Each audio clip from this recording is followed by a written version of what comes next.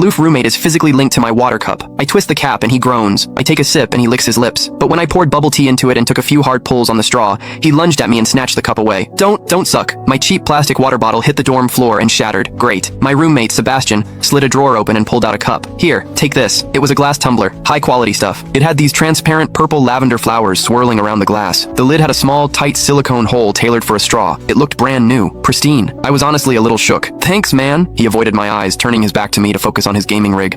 I carefully twisted the lid open. Immediately, a suppressed, low groan came from Sebastian's direction. I poured some warm water in and took a sip. Sebastian sucked in a sharp, jagged breath. His hand on the mechanical keyboard trembled, his fingers slipping off the keys. He licked his lips, looking like he was enduring some kind of torture or intense pleasure. His lips were thin, the Cupid's bow sharp like a knife. Looking at them made me want to bite them. Yeah, okay, I admit it. I'm into Sebastian. I swear to God, before I met him, I was the straightest guy in the state. After high school, my only plan was to get to college and bang a hot, bubbly cheerleader. But the moment I walked into this dorm and saw Sebastian, that plan went out the window. 4 years of college and he's the only one I want to mess around with, but I couldn't tell him. No way. I was terrified that if I spilled my guts, we wouldn't even be friends anymore, because Sebastian is straight, like painfully straight. Only 2 weeks ago, he turned down a senior, a varsity swimmer, total stud, who asked him out. After that, Sebastian came back to the room and sat at his desk with a face like thunder for hours. The guy must be a raging homophobe. Maybe it was because the cup was a gift from my crush, but that warm water tasted sweeter than usual. It had a weirdly good aftertaste. I grabbed a straw from my desk and shoved it deep into the hole on the lid. The second I did, a strangled moan ripped out of Sebastian's throat. He bolted up and sprinted into the bathroom. Weird. We were just gaming. Why the hell did he suddenly need a shower?